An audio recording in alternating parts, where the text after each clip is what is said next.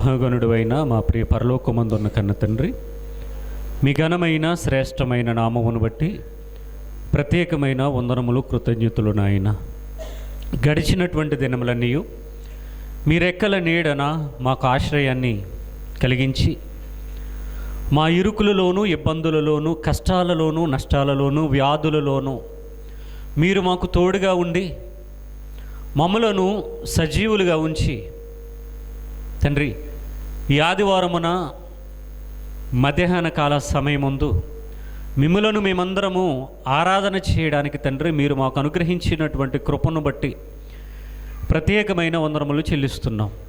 తండ్రి, ఇప్పటి వరకు పాటల ద్వారా మీ నామాన్ని మహింపరిచి ఉండగా వాక్య పరిచర్యలో కూడా మీ యొక్క సహాయమును మాకు దయచేయమని కోరుతూ క్రీస్తు వారి ఘనమైన నామమున ఈ ప్రార్థన మనవులు మిక్కిలి వినయంతో బ్రతిమలాడి వేడుకొని ఆడుచున్నాను పరమ తండ్రి, ఆమేన్.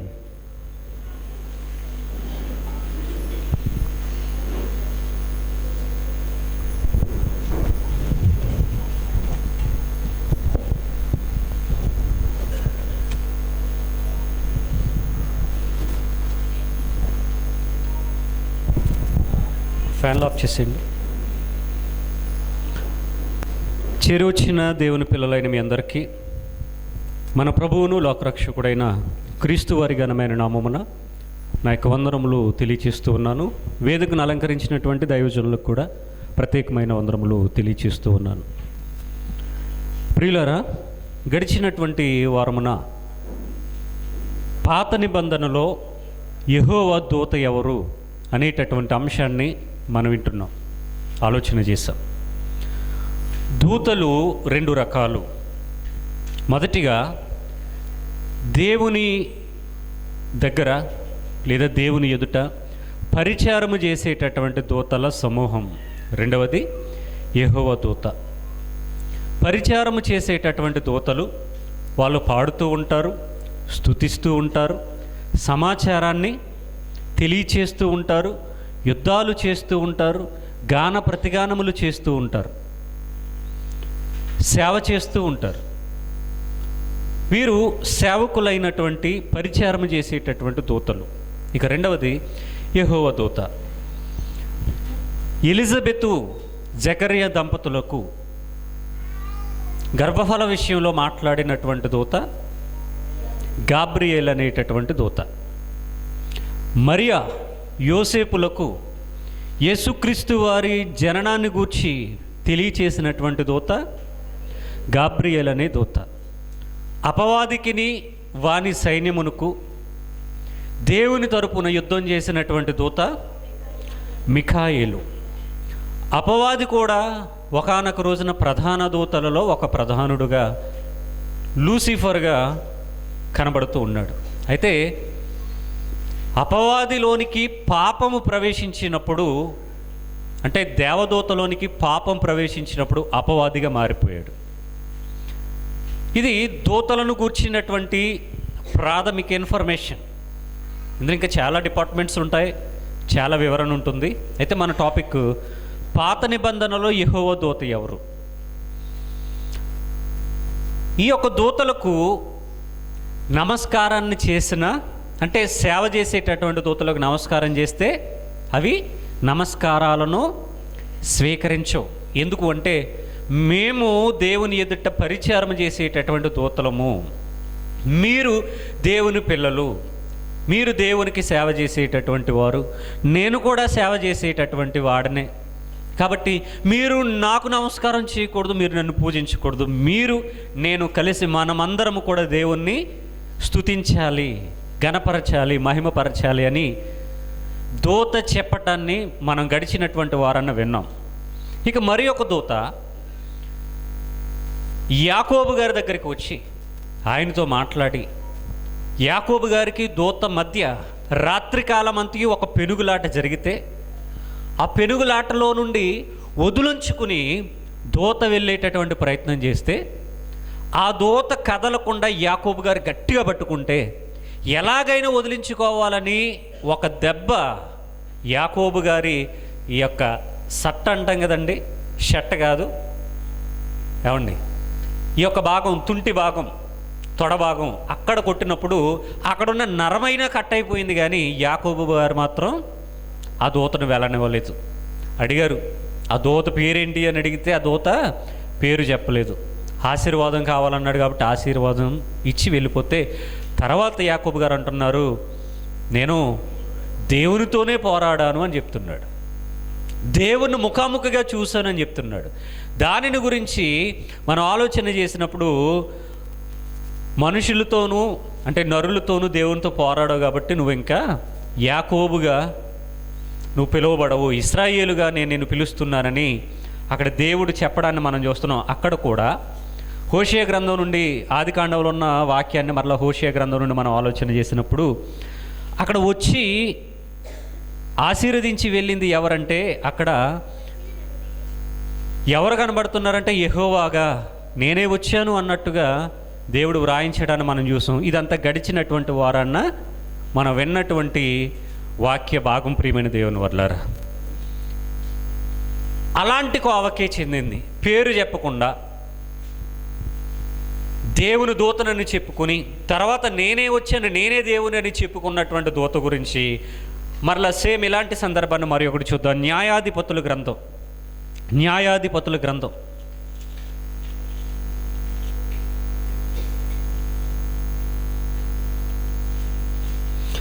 న్యాయాధిపతులు 6వ అధ్యాయము, న్యాయాధిపతుల గ్రంథం 6వ అధ్యాయము 12, 13, 14 వచనాలను చదువుదాం. యెహోవా దూత అతనికి కనబడి, ఇక్కడ ఎవరు కనబడుతున్నారు? దేవదూత కనబడడం లేదు. ఏమండి, యెహోవా దూత వేరు, దేవదూత వేరు.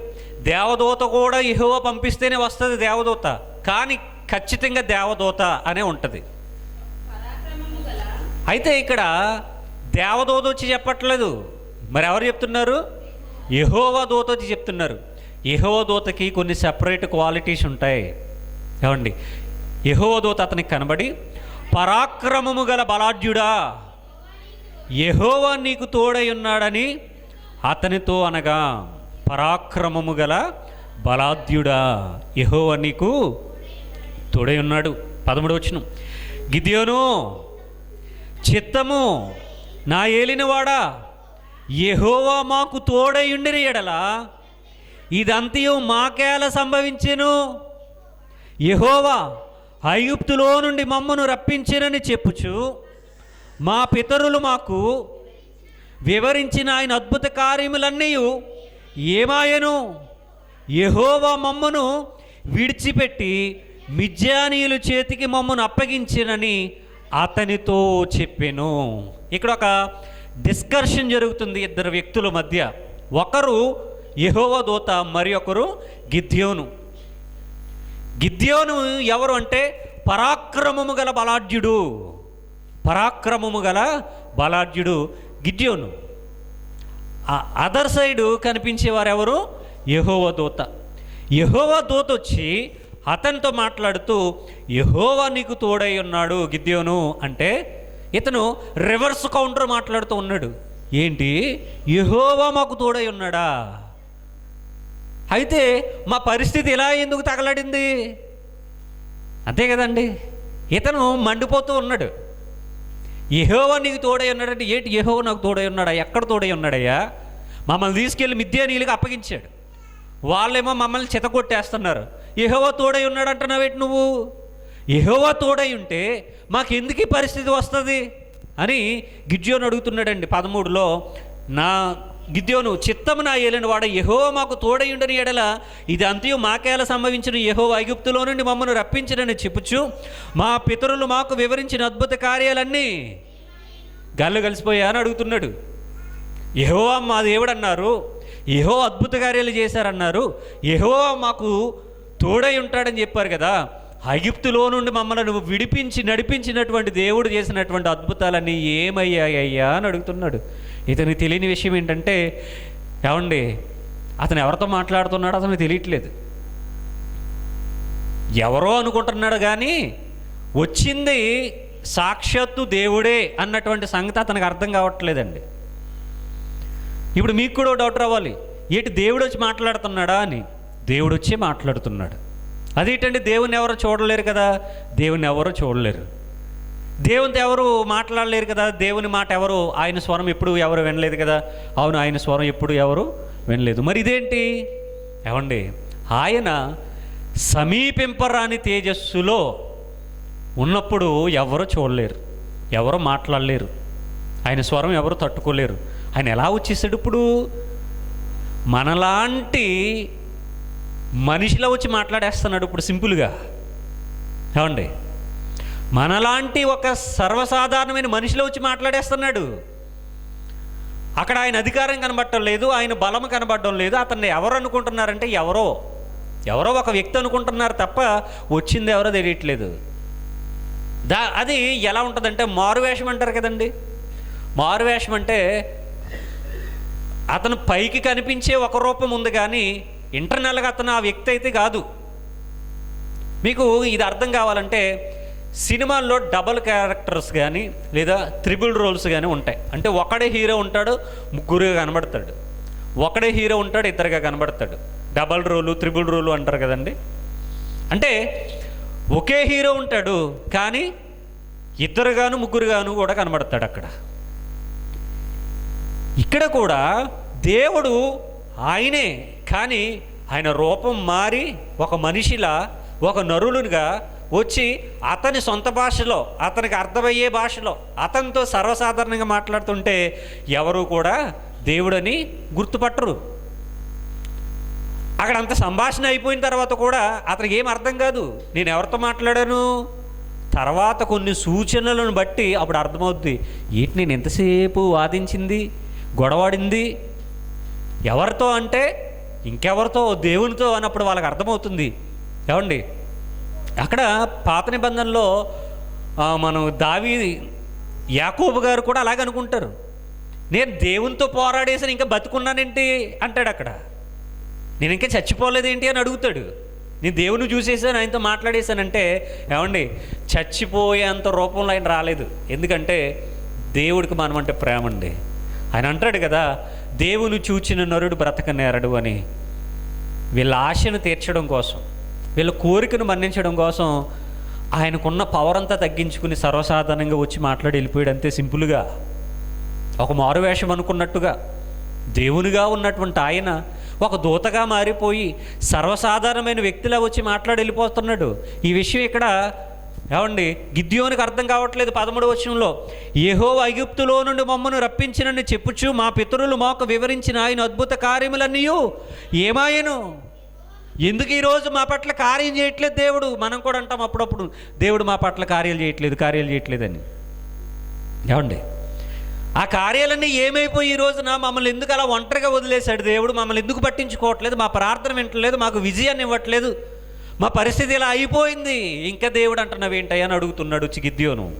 తర్వాత, యెహోవా మమ్మను విడిచిపెట్టి మిద్యానీయుల చేతికి మమ్మను అప్పగించినని అతనితో చెబుతూ ఉన్నాడండి. మమ్మల్ని వదిలేశాడు దేవుడు, మమ్మల్ని తీసుకెళ్ళి మిద్యానీయుల చేతికి అప్పగించాడు. వాళ్ళేమో మమ్మల్ని పచ్చడి చేసేస్తున్నారు, అనగదొక్కేస్తున్నారు, చంపేస్తున్నారు మమ్మల్ని అని గిద్యోను వాపోతున్నాడు. 14వ వచనం, అంతటా యెహోవా అతని తట్టు తిరిగి, బలము తెచ్చుకొని వెళ్ళి మిద్యానీయుల చేతిలో నుండి ఇశ్రాయేలుని రక్షింపుము, నిన్ను పంపువాడును నేనే. ఎవరు? దూత. ఏమండి, దూత పంపించేద్దా? దూతకు ఆ అధికారం ఉంటుందా? ఏమండి, దూతలకు ఆ అధికారం ఉంటుందా? దూత పంపించగలదా? దూత ఇష్టమా? ఏమండి, దూతలకు ఇష్టాలు ఉండవు. ఎందుకని? వాళ్ళు సేవకులు, దేవుడు చెబితేనే వాళ్ళు పనిచేయాలంతే. వాళ్ళు సేవకులు, వాళ్ళకి ఇష్టాలు ఉండవు. కానీ ఇక్కడ ఎవరు కనబడుతున్నారు? యెహోవా దూత. అంటే యెహోవా దూత తనకు తానుగా సొంతగా నిర్ణయాలు తీసుకునేవాడు, తనకు తానుగా అధికారాన్ని ఇచ్చేవాడు, తనకు తానుగా వెళ్ళండి చేయండి అని పంపించేవాడు. ఎందుకంటే అక్కడ దూత అన్న ప్రస్తావన అయితే కనబడుతుంది, కానీ ఆ దూత రూపంలో కనిపించేది ఎవరు? యెహోవాయే. వచ్చింది ఎవరంటే యెహోవాయే. మరి యెహోవా ఆత్మ కదండి, దేవుడు ఆత్మ కనుక ఆయనను ఆరాధించి వారు ఆత్మతోనూ సత్యంతోనూ అన్నారు కదా. అవును అన్నారు. ఆత్మగా ఉన్నటువంటి ఆయనకు వివిధమైన ప్రత్యక్షతలు ఉన్నాయి.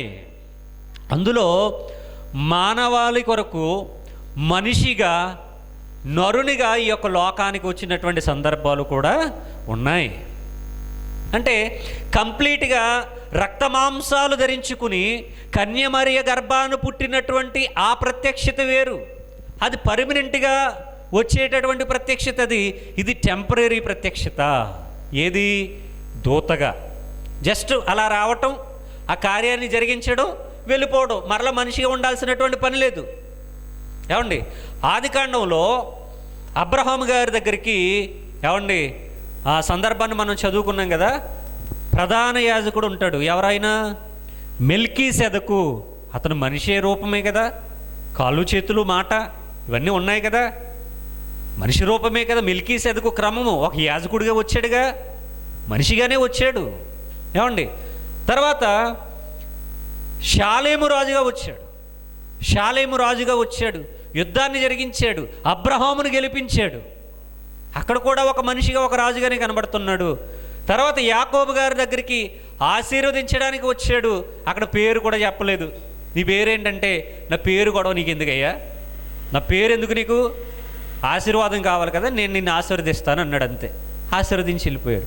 ఇక్కడికి వచ్చిన తర్వాత ఏమన్నా పేరు చెప్తున్నాడు పోనీ గిద్యోనుతో కూడా పేరేం చెప్పట్లేదు. నేనే పంపుతున్నాను, నువ్వు వెళ్ళయ్యా, ఎందుకయ్యా అలా డల్ అయిపోతావు, ఎందుకు అలాగా బాధపడిపోతావు, నేను పంపుతున్నాను కదా, నువ్వు వెళ్ళి యుద్ధానికి వెళ్ళి బలం తెచ్చుకో అని ప్రోత్సహించి పంపిస్తున్నాడండి. ఎవరు? యెహోవా దూత. పేరు యెహోవా దూత అని పిలువబడుతున్నా అక్కడ ఉన్నది ఎవరు అంటే యెహోవాయే ఉన్నాడు. శరీరాన్ని ధరించుకుని వచ్చాడు. అయితే ఆ శరీరం అనేది టెంపరీగా వచ్చి వెళ్ళిపోయే ప్రత్యక్షతలుగా ఉండి ఒకానొక రోజున పర్మనెంట్గా ఒక ప్రత్యక్షత జరిగిపోయింది ఆయన భూమి మీద ఉండడానికి. ఏమండి, ఇందులో మరలా మనం అదే వాక్యాన్ని 14ని ఒకసారి చదివితే, అంతటా యెహోవా అతని తట్టు తిరిగి. యెహోవా తిరిగాడా, యెహోవా దూత తిరిగాడా? గిద్యోని దగ్గర ఎవరు ఉన్నారు? యెహోవా దూత ఉన్నారు. ఈ 14 వచ్చిన ఒకసారి చదవండి. అంతటా యెహోవా అతని తట్టు తిరిగి. యెహోవా తిరగడం ఏంటి? యెహోవా దూత కదా తిరగాలి. ఏమండి, ఆ దూతే యెహోవా. అర్థమవుతుందో లేదో? యెహోవా దూతగా వచ్చింది ఎవరంటే యెహోవాయే వచ్చాడు. యెహోవా దూతగా. యెహోవా అతని తట్టు తిరిగి బలము తెచ్చుకొని వెళ్ళి మిద్యానీయుల చేతిలో నుండి ఇశ్రాయేలీయులను రక్షించు అని చెప్తున్నాడండి. నిన్ను పంపిన వాడెవరు? నేనే అంటే యెహోవాని. మరి దూత అన్నారు కదా, దూతగా వచ్చారు, కానీ అక్కడ ఉన్నది ఎవరు? యెహోవాయే. ఏమండి, పాయింట్ క్లియర్. 22 వచనం. గిద్యోను ఆయన యెహోవా దూత అని తెలుసుకొని, ఆహాహా నా ఏలినవాడా యెహోవా, ఇందుకే కదా నేను ముఖాముఖిగా యెహోవా దూతను చూచితిన నేను. ఇప్పుడు ఇతని పరిస్థితి ఎలా ఉందో తెలుసండి. నిజంగా తలకాయ కిందకెట్టి కాలు పైకెట్టి రివర్స్లో తపస్సు చేసిన దేవుడు ప్రత్యక్షం అవడం. ఏమండి, ఋషులుగా మునులుగా గెడ్డాలు పెరిగిపోయి, మీసాలు పెరిగిపోయి, జుట్టు పెరిగిపోయి, గోళ్ళు పెరిగిపోయి, వాళ్ళు క్షీణించిపోయి బండరాలుగా మారిపోయిన దేవుడు వాళ్ళకు ప్రత్యక్షం కాలేదు. ఏమండి, ఇక్కడ అన్ఎక్స్పెక్టెడ్గా గిద్యోను గారికి ఎవరి దర్శనం కనిపించింది? ఇప్పుడు అంటున్నాడు, ఏమండి, పట్టరాని సంతోషం వచ్చేసింది. ఇతనికి ఒక విషయం అర్థమైంది. ఏం అర్థమైందంటే, నా దగ్గరకు వచ్చి మాట్లాడింది ఎవరు అనుకున్నాడు? ఎవరో అనుకుని వాదనకి దిగిపోయాడు. కానీ ఇప్పుడు అర్థమైన తర్వాత అంటున్నాడు, ఆహాహా గిద్యోను ఆయన యెహోవా దూత అని తెలుసుకుని, ఆహాహా నా ఏలినవాడా యెహోవా దూత అంటలేదు అక్కడ, యెహోవా ఇందుకే కదా నేను ముఖాముఖిగా యెహోవా దూతను చూచితిన నేను. గిద్యోనుకి ఎవరు దర్శనం కలిగిందండి? దర్శనం అంటే కల్లో కాదు, డైరెక్ట్గా. ఏమండి, యెహోవాను చూసే భాగ్యం దక్కిందండి. కాకపోతే ఆత్మస్వరూపాన్ని కానీ సమీపింపరాని తేజస్సుని కానీ, ఏమండి, అది ఎవరికి తెలియదు ఎలా ఉంటుందో. అది కేవలం యేసుక్రీస్తు వారికి మాత్రమే తెలిసేది. ఏమండి, ఆత్మస్వరూపంలో దేవుడు ఎలా ఉంటాడో, సమీపింపరాని తేజస్సులో దేవుడు ఎలా ఉంటాడో అనేది ఎవరికి తెలియదండి. ఏమండి, మీకు ఇప్పుడు ఒక విషయం అర్థం కావాలి. సృష్టిని చేసిన తర్వాత ఆదాము గారి దగ్గరికి డైలీ ఎవరొచ్చి మాట్లాడేవారు? సాయంకాలం సందపూట వేళ ఎవరొచ్చి మాట్లాడేవారు? ఏమండి, దేవుడైన యెహోవా ప్రతి చల్లపూటను ఆదాము హవ్వల దగ్గరకు వచ్చి మాట్లాడేవాడంటండి. ఏమండి, అప్పుడప్పుడు తండ్రి తన పిల్లల్ని పిలిచి భుజం మీద చేసుకుని అలా నడుచుకుంటూ ఇద్దరు కబుర్లు చెప్పుకుంటూ వెళ్ళిపోతారండి. ఒక తల్లి కూతురు అలా మాట్లాడుకుంటూ వెళ్ళిపోతారండి. లేకపోతే ఏదో ఒక పార్కులో చేయి పట్టుకుని అలా మాట్లాడుకుంటూ వెళ్ళిపోతారు. తల్లి కొడుకు కానీ లేదా తండ్రి కూతురు కానీ వాళ్ళు అలా మాట్లాడుకుంటూ ఆ మాటలో మునిగిపోయి అలా వెళ్ళిపోతారండి. టైం తెలియదు ఇంకా. ఏమండి, ఈ వాక్యాలన్నీ చదివిన తర్వాత మనకు ఆ డౌట్ రావాలి, మరి ఎంతమందికి వచ్చిందో లేదో. ఏమండి, దేవుడిని ఎవరో చూడరని దేవుడు రాయించాడు, ఆయన స్వరం ఎవరో వినరని దేవుడు రాయించాడు. మరి ఈ సందర్భాలలో యాకోబు గారితో కావచ్చు, లేదా గిద్యోనుతో కావచ్చు, ఇంకా సందర్భాలు ఉన్నాయి చెప్తా. వీళ్ళందరితో యెహోవా మాట్లాడినప్పుడు ఏమండి, తన రూపంలో తన పోలికగా మొట్టమొదటి నిర్మాణం ఆదాము గారు అయితే ఆ ఆదాము గారితో ప్రతిరోజు మాట్లాడడానికి దేవుడు వచ్చేవాడు అంటండి. యెహోవా వచ్చినట్టుగానే మనకు కనబడుతుంది. అంటే యెహోవా కూడా ఒక నరుని రూపంలో మానవ స్వరంతో మనిషితో ఇంటరాక్ట్ అవ్వడానికి ఆదాము గారి దగ్గరికి వచ్చి ఆదాము గారితో భుజమెచ్చి వేసుకుని అవ్వమ్మ గారితో ఇద్దరితో మాట్లాడుతూ ఏమండి కాలం గడిపి వెళ్ళేవాడండి దేవుడు. అక్కడ కూడా ఎలా వచ్చాడు మరి దేవుడు? ఒక నరుని వలె, ఒక మనిషి వలె ఏమండి వచ్చి వాళ్ళతో మాట్లాడేవాడు. అక్కడ కూడా యెహోవా వచ్చి వారితో మాట్లాడినట్టుగానే ఉంటుంది. యెహోవా రావడం అంటే ఆత్మస్వరూపము లేదా సమీపింపరాని తేజస్సు కాదు, ఒక మనిషిలో వచ్చి మాట్లాడేవాడండి. అంటే దేవుడు తాను ఎవరితో అయితే మాట్లాడాలనుకుంటాడో వాళ్ళ దగ్గరికి వచ్చేస్తాడన్నమాట. పరలోకాన్ని వదిలేసి, సింహాసనాన్ని వదిలేసుకుని, తన మహిమను వదిలేసుకుని ఈ భూమి మీదకి వచ్చేయటం, వాళ్ళతో కాసేపు టైం స్పెండ్ చేయటం, మాట్లాడడం, వెళ్ళిపోవడం. ఏమండి, సింధూర వనంలోనికి రాలేదు అబ్రహాం గారితో మాట్లాడడానికి? వచ్చాడు కదండి. అందరికంటే ఎక్కువ భాగ్యం అబ్రహాం గారికే దక్కిందేమో. ఏమండి, అబ్రహాము గారికి దేవునికి ఉన్నటువంటి రిలేషను అక్కడ ఏమని చెప్పారంటే ఫ్రెండ్షిప్ అంటాడు దేవుడు. అబ్రహాం ఎవరంటండి? దేవునికి స్నేహితుడు. ఒక్కొక్కడు చూడండి, మన ఇంట్లో ఉండడు, అంతమోట వెళ్ళిపోతాడు ఫ్రెండ్ దగ్గరికి. ఏరా ఇంటి దగ్గర ఉండవంటే ఆడు ఏం చెప్తాడు? ఫ్రెండ్ దగ్గరికి వెళ్ళానంటాడు. ఏం మాట్లాడుకుంటారా మీరు ఇంతసేపును? ఫ్రెండ్ కదమ్మా అంటాడు అంతే. అస్తమానునా? అస్తమాను. ఫంక్షన్కి వెళ్ళాలంటే ఇద్దరు వెళ్ళాలి, స్కూల్కి వెళ్ళాలంటే ఇద్దరు వెళ్ళాలి, ఏమంటే కాలేజీకి వెళ్ళాలంటే ఇద్దరు వెళ్ళాలి, పెళ్ళికి వెళ్ళాలంటే ఇద్దరు వెళ్ళాలి, చర్చికి రావాలంటే ఇద్దరు రావాలి, ఎక్కడికి వెళ్ళాలన్నా ఇద్దరు ఫ్రెండ్స్. వాళ్ళు లేకపోతే వీడు ఉండలేడు, వీళ్ళు లేకపోతే వాడు ఉండలేడు. ఒకరు ఊరు వెళ్ళిపోయారు అనుకోండి, వీడు వెంగట్టేసుకుంటాడు ఇక్కడ. ఫ్రెండ్షిప్. దేవుడు కూడా అబ్రహాం గారితో మాట్లాడడానికి వచ్చేసేవాడు అంటండి. అబ్రహామా, చిలికాడా, స్నేహితుడా, నేను ఏదైనా చేయాలనుకుంటే అసలు నీకు చెప్పకుండా చేస్తానేంటి అని అడుగుతున్నాడు. ఏం చేద్దాం అనుకుంటున్నాడు దేవుడు? సొదొమ గొమొర్రా పట్టణాలు నాశనం చేయాలనుకుంటున్నాడు. చేసేయచ్చు కదా. ఏమండి, అబ్రహాం గారికి చెప్పాలా? ఆయన పర్మిషన్ తీసుకోవాలా? ఆయన నాశనం చేసేమంటే నాశనం చేయాలా? ఆయన వద్దంటే మానేయాలా? అలాగే చేశాడు దేవుడు. అడిగాడు కదా అబ్రహాం గారు, 50 మంది నీతిమంతులు ప్రభువా, 40 మంది నీతిమంతులు ప్రభువా, 30 మంది ప్రభువా, 20 మంది ప్రభువా, 10 మంది ప్రభువా? డౌట్లు వచ్చేసాయి. ఇంకా 10 మంది కూడా లేరేమో, 10 మంది కూడా లేరేమో. సరే ప్రభు అంటాడు అంతే. ఇంకా దేవుడు కూడా చూడండి అక్కడ అబ్రహాము గారు ఏది చెప్పినా ఓకే అనేస్తున్నాడు ఆయన. ఎందుకని? ఫ్రెండ్ కనుక. ఫ్రెండ్ కాబట్టి 50 మంది ఉంటారు, వాళ్ళు నాశనం చేద్దని నేను చెప్తున్నాను, వింటావా? వింటాను. ఎవరు? దేవుడు. ఎవరు అడుగుతున్నారు? అబ్రహాం గారు. ఒక 5 తగ్గిద్దాం, 45 మంది ఉంటారు, నాశనం చేయకుండా ఉంటావా? ఉంటాను. ఎంతకు వచ్చేసిందండి? 10 మంది. 10 మందే ఉంటారు, అయితే రక్షిస్తావా? రక్షిస్తాను. ఇప్పుడు కూడా ఓకే అన్నాడంటే అర్థమైపోయింది, 10 మంది కూడా లేరన్నమాట. 10 మంది కూడా లేరు. మరేంటి సంగతి? నువ్వు చెప్పిన ప్రతిదానికి ఓకే చెప్పాను కాబట్టి అక్కడ 10 మంది కూడా లేరు, మరి ఏం చేయమంటావు?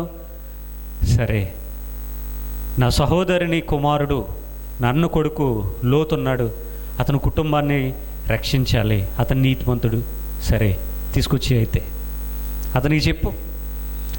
లోతు గారి కొడుకులు కూడా ఉన్నారు, తెలుసా మీకు ఆ విషయం? లోతు గారి కూతుర్లే కాదు, కొడుకులు కూడా ఉన్నారు. ఈ మహాప్రబుద్ధులు ఆ సొదొమ గొమొర్రా పట్టణంలో జనాలు ఎలాగున్నారో వీళ్ళు కూడా అలాగే ఉన్నారు. ఏమండి, కుమార్తెలు ఏదో కొద్ది రోజులు మాట విన్నట్టుగా ఉన్నారు, కానీ తర్వాత వాళ్ళు కూడా చెడిపోయారు. ఏమండి, తన భార్య ఏదో మాట విన్నట్టుగా ఉంది, కానీ కాసేపు కూడా మాట వినలేదామె. కానీ నీతిమంతుడిగా ఎవరున్నారంటే లోతు గారు ఒక్కడే ఉన్నాడు. ఆయన ఆ నీతిమంతుని రక్షిస్తావంటే రక్షిస్తానన్నాడు దేవుడు. ఎందుకంటే నేను నీకు స్నేహితుణ్ణి, నేను నీకు ఏది చెప్పకుండా దాచేసి సీక్రెట్గా ఏమి చేయను, చెప్పే చేస్తాను. ఏం చేయమంటావు? సరే, నాశనం చేసి అన్నాడు. నాశనం చేసేసాడు. దేవునికి మనకి అంత అన్యోన్యమైన సహవాసం ఉంటుందండి. ఏమండి, అగరొత్తులోడు యాడిస్తూ అంటాడు, అగరొత్తులోడు కంపెనీ ఓడు, ఏమండి, భగవంతునికి భక్తునికి అనుసంధానమైనది అంబికా దర్బార్ భక్తి.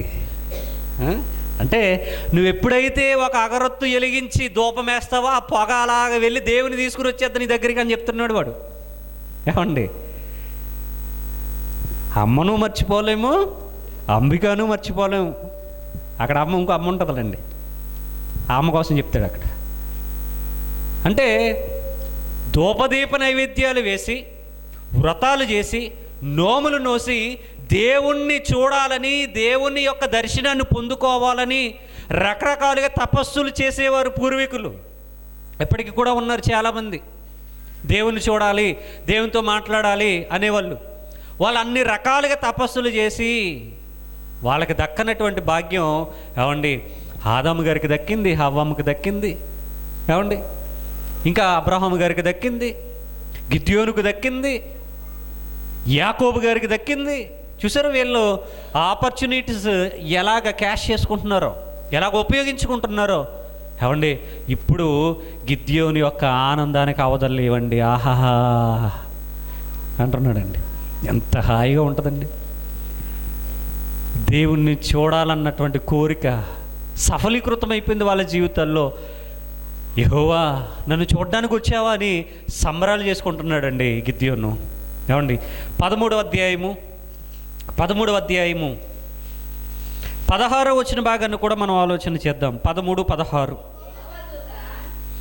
యెహోవా దూత, నీవు నన్ను నిలిపినను నీ భోజనము నేను తినను, నీవు దహన బలి అర్పించను ఉద్దేశించిన ఎడల యెహోవాకు దాన్ని అర్పింపవాలనని మానోహతో చెప్పెను.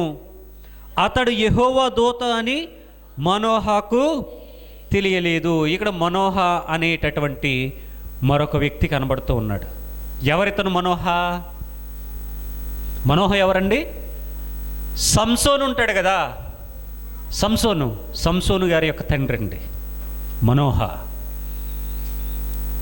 ఈ మనోహ గారి దగ్గరికి కూడా ఎవరు వచ్చారంట? యెహోవా దూత వచ్చాడు. ఎందుకు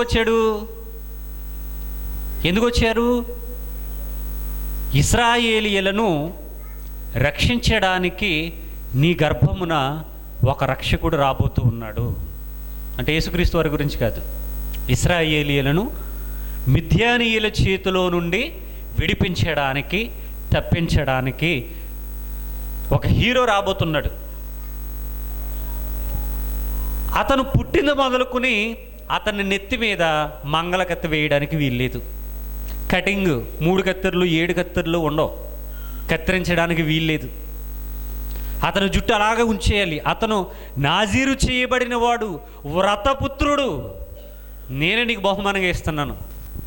నీ కుమారుడు బలవంతుడు. చాలామంది సంసోను అని పేరెట్టుకుంటారు. ఎందుకని? సంసోనుకున్నంత బలం ఇంకెవరికి ఉండదు. ఏమండి, అంత బలవంతుడు. ఏమండి, సంసోను ఎంత బలవంతుడు అంటే మీకు అర్థం కావాలంటే, సంసోను గారు ఇక్కడికి వచ్చి ఈ బయట నిలబడి ఈ పెద్ద బిల్డింగ్ ఆ చేలోకి గెంటేమంటే గెంటేస్తాడు. అంత బలవంతుడు. సింపుల్గా మనకు అర్థమయ్యే భాషలో చెప్తున్నా. సంసోను గారిని ఇక్కడ పిలిచి ఈ బిల్డింగ్ని ఆ చేలోకి ఏంటంటే అలాగన్నాం అనుకోండి, ఒక తోపుగా అలా వెళ్ళిపోతామట. ఏంటి బిల్డింగ్? ఇదేమి కొట్టకథ కాదు. మీరు న్యాయాధిపతులు చదవండి. దేవాలయాన్ని ఈ చేత్తో ఒక పక్కన ఈ చేత్తో ఒక పక్కన పట్టుకొని ఒక్కసారి ఇలా పీకితే పునాదుల్లోంచి లెగిసి వచ్చి దేవాలయం పడిపోతే, దేవాలయం పైకప్పు మీద 3000 మంది ఉన్నారు. సంసోన్ని చంపడాన్ని లైవ్లో వీక్షిస్తున్నారు వాళ్ళు. దేవుని ఒకే ఒక్కసారి అడుగుతాడు, దేవా నాకు ఒక్కసారి నీ బలాన్ని ఇవ్వండి అని అడుగుతాడు. ఇప్పటి వరకు ఎవరిని చంపలేనంత మందిని ఒకే ఒక్కసారి చంపి ఆ శిథిలాల కింద అతను కూడా చచ్చిపోవడానికి సిద్ధమైపోయాడు. మధ్యలో నిలబడ్డాడు. ఇటు ఒక స్తంభాన్ని అలా పట్టుకున్నాడు, ఈ చేత్తో ఇంకో స్తంభాన్ని అలా పట్టుకున్నాడు. రెండాటిని అలా పట్టుకుని గట్టిగా లాగితే పునాదుల్లో నుండి లేచి వచ్చి పడిపోయండి. అలాంటిది ఈ చర్చ్ బిల్డింగ్ లెక్క. ఇంత బలాన్ని కలిగినటువంటి ఒక కుమారుని నీకు ఇస్తాను. అతడు ఏం చేస్తాడు? మనం ముందు ఇక్కడ గిద్యోను ఫీల్ అవుతున్నాడు కదా. దేనికోసం ఫీల్ అవుతున్నాడు గిద్యోను? ఇశ్రాయేలీలు తీసుకుని వెళ్ళి దేవుడు ఎవరికి అప్పగించేశాడంట? మిద్యానీయులకు అప్పగించేశాడు. మా పని అయిపోయింది ఇంకా అని బాధపడుతున్నాడు కదా. ఏమండి, తర్వాత దేవుడు చెప్తున్నాడు, ఆ మిద్యానీయుల చేతిలో నుండి ఇశ్రాయేలుని రక్షించడానికి ఒకడు రాబోతున్నాడు. అతడే సంసోను, పరాక్రమము గల బలాఢ్యుడు. ఏమండి, ఈ సిచ్యువేషన్ గురించి ముందుగానే యెహోవా దూత ఎవరితో మాట్లాడుతున్నాడు? వచ్చి మనోహతో 16. యెహోవా దూత, నీవు నన్ను నిలిపినను నీ భోజనము నేను తినను. భోజనం పెడుతున్నాడండి మనోహ గారు. ఎవరికి? ఎవరో వచ్చారు, బహుదూరపు బాటసారి అనుకున్నాడు. ఎండలో పడి వచ్చాడు, నడిచి వచ్చాడు ఒక దైవజనుడు. ఎండలో పడి కష్టపడి వచ్చి నాకు ఒక శుభవచనాన్ని చెప్పాడు కదా. కాబట్టి ఇతనికి భోజనం పెట్టించి చల్లబరిచిన తర్వాత చల్లపూటను పంపుదాం అనుకుంటున్నాడు. మనోహ గారికే కాదు, మనోహ భార్యతో కూడా యెహోవా దూత మాట్లాడాడు. వచ్చి ముందు కనిపించింది ఎవరికి? మనోహ గారికి కాదు, మనోహ భార్యకి. ఇంటికి వచ్చిన తర్వాత ఆమె చెప్తుంది, యజమాని పెనిమిటి, ఇదిగో ఒక ఆయన వచ్చాడు, ఒక దైవజనుడు, మనకు ఒక కుమారుడు పుడతాడంట. ఇశ్రాయేలీలు మిద్యానీయుల చేతిలో బందీలుగా ఉండిపోయారు కదా, వాళ్ళందరినీ అతనే రక్షిస్తాడంట. నన్ను మద్యాన్ని కానీ ద్రాక్షరసాన్ని కానీ తాగొద్దు అని చెప్తున్నాడు, అపవిత్రమైన కార్యక్రమాలు చేయొద్దు అని చెప్తున్నాడు ఆయన. అతను అచ్చం దేవదూతలా ఉన్నాడు, దైవజనుడు వచ్చాడు. కాబట్టి మనకు పుడుతున్నటువంటి కుమారుడు నాజీరు చేయబడిన వాడంట, వ్రతపుత్రుడంట, అతని తల మీద మంగళకత్తి వేయడానికి వీల్లేదంట అని వచ్చి చెప్పింది. అతను నువ్వు చూసావా, మరి ఇంటికి పిలవకపోయావా అని అడుగుతాడు. అతను ఇంటికి తీసుకురాకపోయావంటే అతను మళ్ళీ వస్తానని వెళ్ళిపోయాడు, రాలేదు. సరే, ఒకవేళ మళ్ళీ వస్తే గనక నన్ను పిలు, నేను కూడా మాట్లాడతాను ఆయనతో అని చెప్తాడు.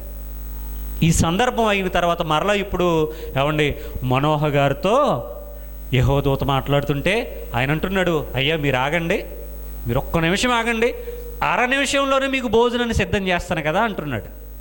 చాలామంది అంటారు కదండి, ఏమండి అప్పుడప్పుడు చాలా జిమ్మిక్కులు చేస్తూ ఉంటారు, ఒక్క నిమిషం ఆగండి మీకు రెడీ చేస్తారని 1/2 గంట అయినా బయటికి రారు. ఇక్కడ ఈయన కూడా అంటున్నాడు వచ్చినటువంటి ఆయనతో, అయ్యా మీరు భోజనం చేస్తే కానీ నేను మిమ్మల్ని పంపించను, మీరు ఎంత దూరం వెళ్ళాలన్నా సరే నేను పంపించను, మీరు ఉండండి అంతే, ఇక్కడ నేను మీకు భోజనం సిద్ధం చేస్తాను, మీరు తినాలి, మీరు వెళ్ళాలంతే, నేను అప్పటి వరకు మిమ్మల్ని పంపించను అంటున్నాడు. ఎవరితో? యెహోవా దూతతో మాట్లాడుతున్నాడు. ఏమండి ఇప్పుడు యెహోవా దూత మాట్లాడుతుంటే ఇప్పుడు యెహోవా దూత ఏమంటున్నాడు? నీవు నన్ను నిలిపినా సరే, నువ్వు ఎంతసేపు ఆపినా సరే నేనైతే భోజనం అయితే చేయనయ్యా, నువ్వు ఆపిన వేస్ట్. ఎందుకని? ఎంతసేపు ఆపినా నేనైతే ఏం తిన్ను. ఇంకా అలాంటప్పుడు ఏం చేయాలి? ఇంకా ఆపిన ప్రయోజనం లేదంటే మీకు నమస్కారం వెళ్ళరండి అని చెప్పాలి, అంతేగా. మీరు ఎంత బతుకులాడినా నేను తిన్నాను అనుకోండి, ఇంకేం చేస్తారు మీరు? ఏమండి బతుకులాడడం స్టార్ట్ చేస్తారు, 5 నిమిషాలు బతుకులాడతారు, 10 నిమిషాలు బతుకులాడు, మహా అయితే ఇంకో 1/2 గంట బతుకులాడతారు. సరే అండి వెళ్ళరండి, ఇంకేం చేస్తా? ఏమండి నీవు నన్ను నిలిపినా నేను భోజనము తినను. ఒకవేళ నువ్వు భోజనం అయితే పెట్టొద్దు, కానీ దేవుడు నీకు చేస్తున్నటువంటి కార్యాన్ని బట్టి నీవు దహన బలి అర్పించనుద్దేశిస్తే గనక అది యెహోవాకు అర్పించు అని మనోహతో చెప్పాడండి. ఎవరు? యెహోవా దూత. నాకైతే భోజనం వద్దు, ఒకవేళ నువ్వేమన్నా బలిగానే ఏమన్నా అర్పించాలనుకుంటే అది యెహోవాకి బలి అర్పించు అని చెప్తున్నాడు. ఏమండి, యెహోవాకైతే బలి అర్పించు, నాకైతే భోజనం అయితే ఏమీ పెట్టొద్దు అని చెప్పాడు. ఓకే, అలా చెప్పినప్పుడు అతడు యెహోవా దూత అని మనోహకు తెలియలేదు. దేవునికి ప్రాచీన కాలమంతా, పూర్వకాలమంతా, పాత నిబంధన కాలమంతా భోజనం పెట్టేవారా, దహన బలులు అర్పించేవారా? ఏమంటే భోజనాలు పెట్టేవారా, దహన బలులు అర్పించేవారా? దహన బలులు అర్పించేవారు, భోజనాలు ఎట్టలేదు. ఏమండి, బలిపీఠాన్ని కట్టి బలిపీఠం మీద దేవుడు మేలు చేస్తే మేలు కొరకు, వీళ్ళు ఏమన్నా తప్పు చేస్తే పాప ప్రాయశ్చిత్తం కొరకు ఏమర్పించేవారు? పూర్ణ హోమములు, పాప పరిహారార్థ బలులు, తర్వాత అర్పణలు, ఇవన్నీ అర్పించేవారు. బలులు వేసేవారు, నైవేద్యాలు అర్పించేవారు. ఇక్కడ కూడా యెహోవా దూత అని మనోహకు తెలియలేదు. అయితే ఆయన మాట చెప్పాడు దూత ఏమనంటే, ఒకవేళ నువ్వు దహన బలి కనుక ఏమైనా అర్పించాలనుకుంటే కనుక యెహోవాకు అర్పించు అని చెప్పాడు. రైట్. 17వ వచనం, మనోహ నీ మాటలు నెరవేరిన తర్వాత మేము నిన్ను సన్మానించినట్లు నీ పేరేమని యెహోవా దూతను అడిగాను. మరలా అడుగుతున్నారు వీళ్ళు, మనోహ గారు అడుగుతున్నారు, అయ్యా మీరు మాకు కొన్ని విషయాలు చెప్పారు కదా, ఇవన్నీ త్వరలో సంభవిస్తాయని చెప్పారు కదా, ఇవన్నీ జరిగిన తర్వాత మేము మా ఇంటికి మిమ్మల్ని పిలుచుకుని మీకు ఏం చేస్తాం? సన్మానం చేస్తాం. మీ పేరేంటయ్యా మాకు చెప్పండి అని అడుగుతున్నారండి. ఇటు దేవునికి మనుషులు సన్మానాలు చేయగలరా? ఏమండి, అంటే వీళ్ళకి ఏం తెలియట్లేదంటే వచ్చింది ఎవరో తెలియట్లేదు. ఏమని అడుగుతున్నాడు ఈయన? అయ్యా ఓకే మంచిది, మీరు చాలా మాకు శుభవచనని చెప్పారు, మీరు అన్నట్టుగా జరుగుతుంది కనుక మీ పేరు చెప్పండి, మీరు అన్నది జరిగిన తర్వాత మేము మిమ్మల్ని పిలిచి మీరు ఎక్కడుంటారో అడ్రస్ చెప్తే మా పనివారిని పంపించి మిమ్మల్ని తీసుకుని వచ్చి ఇక్కడ మీరు మాకు తెలియచేసిన విషయాన్ని ప్రజలందరికీ తెలియచేసి ఆ కార్యక్రమాన్ని గూర్చి అందరిలో మీకు ఏం చేస్తామేమో ఇప్పుడు సన్మానం చేస్తామయ్యా చెప్పండి అని అడుగుతున్నాడు. ఎవరిని అడుగుతున్నారు? మనోహ గారు యెహోవా దూతను అడుగుతున్నారు. 18వ వచనం, యెహోవా దూత నీవేళ నా పేరు అడుగుచున్నావు, అది చెప్పసఖ్యము కాదనెను. ఏంటంటే దూత పేరు చెప్పుకోవడానికి ఏంటి? గాబ్రియేలు చెప్పుకోలేదా? మిఖాయేలు చెప్పుకోలేదా? కానీ యెహోవా దూత నా పేరు చెప్పడానికి వీల్లేదు, నేను చెప్పను. నువ్వేంటి నా పేరు అడుగుతున్నావేంటి? నా పేరు అడుగుతావా నువ్వు? ఏమండి, యాకోబు గారిని అన్నాడు కదా ఆయన, నా పేరు గొడవ నీకెందుకు, నా పేరు అడుగుతున్నావేంటి, నీకు ఆశీర్వాదం కావాలా ఇస్తాను, అంతే తప్ప నా పేరు అడిగితే బాగోదన్నాడు. అంతే సీరియస్గా. ఇక్కడ మనోహ గారితో అంటున్నాడు యెహోవా దూత, నా పేరు అడుగుతున్నావేంటి, నా పేరు చెప్పనసఖ్యమైనది, నేను చెప్పకూడదు, నేను చెప్పను అన్నాడు. అంతే. ఇదేటయ్యా ఇప్పుడు దాకా బాగానే ఉన్నాడు, పేరు అడిగితే ఎంత సీరియస్ అవుతున్నాడు? ఏమండి, ఆయనకి పేరుంది కానీ చెప్పట్లా, ఆయనకి పేరుంది కానీ చెప్పట్లేదు, చెప్పడు కూడా. ఏమండి, యెహోవా దూత నీవేళ నా పేరు అడుగుచున్నావు, అది చెప్పసఖ్యము కాదనెను. అంతటా మనోహ నైవేద్యముగాను ఒక మేకపిల్లను తీసుకుని ఒక రాతి మీద యెహోవాకు అర్పించెను. మనోహాయు అతని భార్యయు చూచుచుండగా ఆ దూత ఒక ఆశ్చర్య కార్యము చేసెను. ఎవరు? యెహోవా దూత. ఎప్పుడు ఒక ఆశ్చర్యకార్యం చేశారు? మనోహ గారు నైవేద్యముగా ఒక మేకపిల్లని తీసుకుని వచ్చి ఒక రాతి మీద యెహోవాకు అర్పించాడంటండి. మనోహ గారు ఒక రాడు మీద, రాడు అంటే దహన బలి కోసం సిద్ధపాటు చేసింది. ఆ రాడు మీద ఏమర్పిస్తున్నాడు ఇప్పుడు ఆయన? నైవేద్యం, బలి. ఎవరికి అర్పిస్తున్నాడు ఆయన? యెహోవాకు అర్పిస్తూ ఉండగా మనోహ గారు ఉన్నారు, ఆ పక్కన ఎవరున్నారు? అతని భార్య ఉంది. మనోహయు అతని భార్యయు చూచుచుండగా ఆ దూత ఒక ఆశ్చర్యకార్యం చేసిందంటండి. ఏ దూత? యెహోవా దూత ఒక ఆశ్చర్యకార్యం చేసింది. ఏంటి ఆ కార్యము? 20వ వచనం, ఎట్లనగా జ్వాలలు బలిపీఠము మీద నుండి ఆకాశమునకు లేచుచుండగా యెహోవా దూత బలిపీఠము మీదనున్న ఆ జ్వాలలలో పరమునకు ఆరోహణమాయెను. ఏం జరిగిందంటండి? ఒక మేకపిల్లని తీసుకుని వచ్చారు, దానిని వధించారు, ఒక రాడును బలిపీఠంగా ఏర్పాటు చేసుకున్నారు. ఆ రాడు మీద మేకపిల్లను నైవేద్యంగా అర్పించినప్పుడు అగ్నిజ్వాలలు ఎగసిపడుతూ ఉన్నాయి. ఈ అగ్నిజ్వాలలు ఎగసిపడుతూ ఉండగా మనోహ గారు అతని భార్య ఇద్దరు చూస్తూ ఉండగా ఆ దూత అగ్నిజ్వాలలలోనికి వెళ్ళి అగ్నిజ్వాలలలో నుండి పరమునకు అలాగా ఆరోహణమై వెళ్ళిపోయింది. ఎవరు వెళ్ళగలరు? ఎవరు వెళ్ళగలరు? పోని సేవ చేసేటటువంటి దూతలు నడుస్తూ నడుస్తూ నడుస్తూ కొంత దూరం వెళ్ళేటప్పటికి మాయమైపోయేవారు. ఇంకా ఎదరగా వెళ్ళారా పైకి వెళ్ళిపోయారో తెలిసేది కాదు. కానీ యెహోవా దూత ఎక్కడి నుండి ఎలా వెళ్ళింది? బలిపీఠము మీద దహన బలి నైవేద్యము కాలుతూ ఉన్నటువంటి సమయంలో ఆ నైవేద్యము కాలుతూ అగ్నిజ్వాలలు మండుతూ మండుతూ మండుతూ ఉన్నటువంటి సమయంలో ఈ యెహోవా దూత అగ్నిజ్వాలలలోనికి వెళ్ళి అగ్నిజ్వాలలలో నుండి పరమునకు ఆరోహణమాయెను. పరము అంటే పరలోకం. అగ్నిజ్వాలల్లో నుండి పరలోకానికి ఆరోహణమై వెళ్ళిపోయాడంటండి. ఎవరు? యెహోవా దూత. ఇప్పుడు వీళ్ళ పరిస్థితి చూడండి 20లో. మనోహయు అతని భార్యయు దానిని చూచి నేలకు సాగిలపడిరి. నేలకు సాగిలపడిరి. ఏమండి?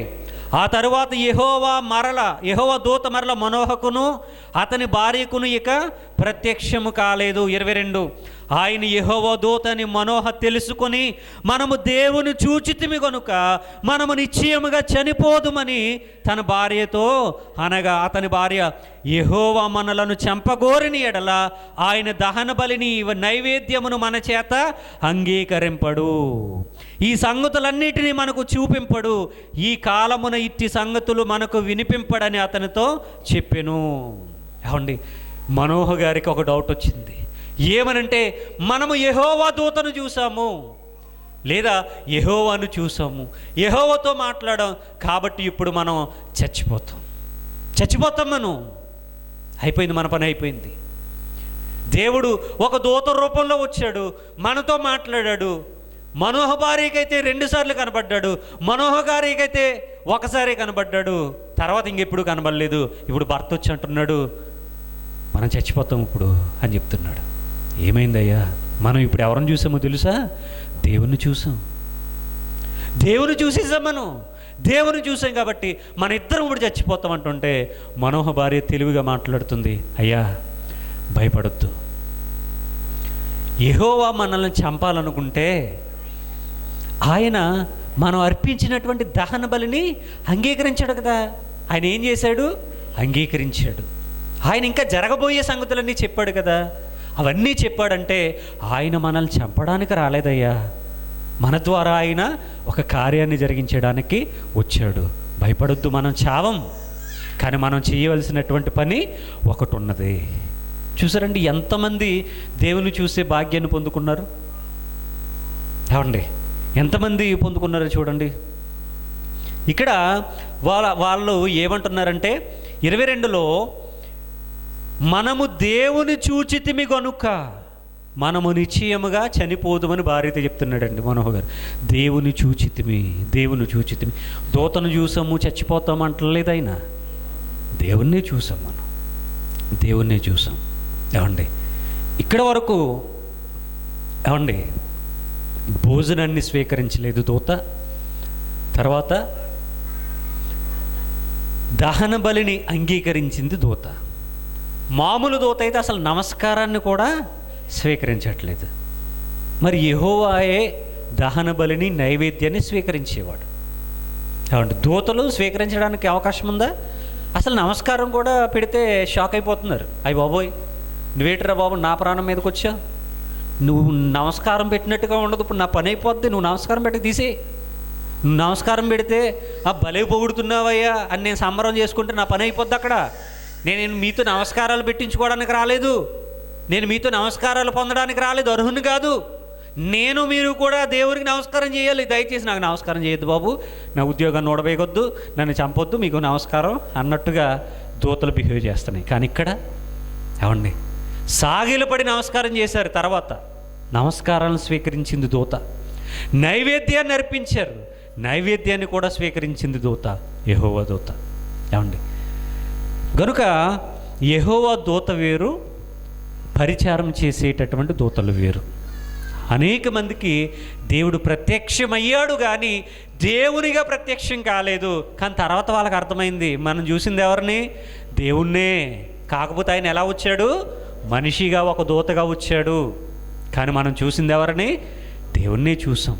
కానీ నిజంగా ఆయనకు ఉన్నటువంటి పవర్తో కనుక దిగాడు అనుకోండి భూమి మీదకి, వాళ్ళే కాదు అసలు ఇంకెవరో ఉండరు భూమి మీద. వాళ్ళిద్దరే కాదు, అక్కడ వాళ్ళ ముగ్గురో ఒకరో కాదు, అసలు భూమి మీద ఇంకా మానవ జాతే ఉండదు, అసలు భూమి కూడా ఉండదు. ఆయన శక్తితో కనుక భూమి మీదకి వస్తే, అసలు ఆయన స్వరం వింటేనే భూమి ఏమంటే కొవ్వొత్తి కరిగినట్టుగా కరిగిపోద్దంటండి. ఎవరి స్వరం వింటే? దేవుని స్వరం వింటే. ఏమండి కనుక ఆయన అలా రావట్లేదు. ఈ ప్రత్యక్షతల్లో అనేక మార్లు మనిషిగా మనిషిగా మనిషిగా ఎందుకు వస్తున్నాడో తెలుసా? ఒకానొక రోజున ఈ భూమి మీద మనిషి అనేటటువంటి ఒక ప్రత్యక్షత ఉంది. ఆ ప్రత్యక్షతలోనికి రావడానికి ముందు ఇవన్నీ ట్రయల్స్ అన్నమాట. అప్పుడప్పుడు క్రికెట్ మ్యాచ్లు జరుగుతూ ఉంటాయి, పెద్ద పెద్ద మ్యాచ్లు. కొన్ని ట్రయల్ మ్యాచ్లు కూడా పెడుతూ ఉంటారు, జూనియర్ టీమ్స్ సీనియర్ టీమ్స్ కలిపి. అంటే అందులో గెలిస్తే ఏమి బహుమానాలు, బంపర్ ప్రైజ్లు ఏమి ఇచ్చేరు. ప్రాక్టీస్ మ్యాచ్లు అంటారు వాటిని. చిన్న టీము పెద్ద టీము, పెద్ద టీము చిన్న టీము, ప్రాక్టీస్ మ్యాచెస్ అంటారు వాటిని. కొంతకాలం మీరు కూడా పరీక్షలకు వెళ్ళడానికి ముందు ఫ్రీ ఫైనల్ ఎగ్జామ్స్ అని ఇదివరకు పెట్టేవారు, ఇప్పుడు లేవులేండి, డైరెక్ట్గా సెమినార్ పెట్టేస్తాడు అంతే. ఏమండి first sem, second sem, third, fourth sem అంటారు, అయ్యే ఎగ్జామ్స్ మీకు. ఇంతకుముందు అయితే 7th క్లాసులకు కానీ 10th క్లాసులకు కానీ ఇంటర్మీడియట్ వాళ్ళకి కానీ ముందు ఫ్రీ ఫైనల్స్ అండి, ఫ్రీ పబ్లిక్ అండి అనేవారు. అంటే లాస్ట్ ఇయర్ మిగిలిపోయినటువంటి క్వశ్చన్ పేపర్స్ ఉంటాయి కదండి, అవే పేపర్స్ పేపర్ మాల్ ఎలా ఉంటుందిరా, క్వశ్చన్స్ ఎలా ఉంటాయని వీళ్ళకి అర్థం అవడం కోసం ఎగ్జామ్స్ పెడుతుండేవారు. ఇప్పుడు పెట్టట్లేదులేండి, అసలు స్కూలే లేదు ఇప్పుడు, ఇంక పరీక్షలే ఉంటాయి. స్కూలు లేదు, కాలేజీ లేదు, ఇంక పరీక్షలే ఉంటాయి. అంటే ఇప్పుడు ఫ్రీ ఫైనల్స్ అవేమి లేవు. ఏమండి ఫ్రీ ఫైనల్ ఎగ్జామ్ అనేది పబ్లిక్ ఎగ్జామ్ కాదు, అది ప్రాక్టీస్ కోసం. అది మన జ్ఞానానికి పరీక్ష. మనకు ఒకవేళ పరీక్ష పెడితే ఎన్ని మార్కులు వస్తాయి? 100కి 30 వస్తాయా, 20 వస్తాయా, 40 వస్తాయా, 70, 80 వస్తాయా, 100కి 100 వస్తాయా అనేది ఒక సెల్ఫ్ చెక్ కోసం. ఇక్కడ కూడా దేవుడు ఆయన మరో ప్రత్యక్షత ఉంది, నరావతారిగా భూమి మీదకి రావాలి. భూమి మీదకి నరావతారిగా రావడానికి ముందు ఆయన అనేక మార్లు యెహోవా దూతగా ఈ భూమి మీదకు నరావతారిగా వచ్చి మాట్లాడి వెళ్ళిపోయేవాడు. అదే యెహోవా దూత అనేటటువంటి ప్రత్యక్షత. ఆ ప్రత్యక్షతలో ఉన్నది ఎవరు? యెహోవాయే. ఏమండి ఇంకా చాలా సందర్భాలు ఉన్నాయి, మరలా వచ్చేవారన్నా ఆలోచన చేద్దాం, ప్రార్థన చేసుకుందాం. మహోన్నతుడు మహాగణుడు అయిన మా ప్రియ పరలోకమందున్న కన్న తండ్రి, మీ ఘనమైన శ్రేష్టమైన నామం బట్టి ప్రత్యేకమైన వందనములు చెల్లిస్తున్నాము నాయన.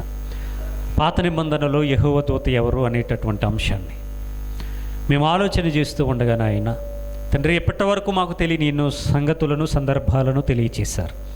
అందును బట్టి ప్రత్యేకమైన వందనములు తండ్రి. విత్తబడినటువంటి వాక్యం నిష్ప్రయోజనం కాకుండా మాలో ఫలించినైనా మీకు అనుకూలముగాను మీకు ఇష్టలుగాను భూమి మీద బ్రతికేటటువంటి భాగ్యాన్ని దయచేయమని కోరుతూ క్రీస్తు వారి ఘనమైన నామమున ఈ ప్రార్థన మనవులు మిక్కిలి వినయంతో బ్రతిమలాడి వేడుకుని ఆడుచున్నాను పరమ తండ్రి.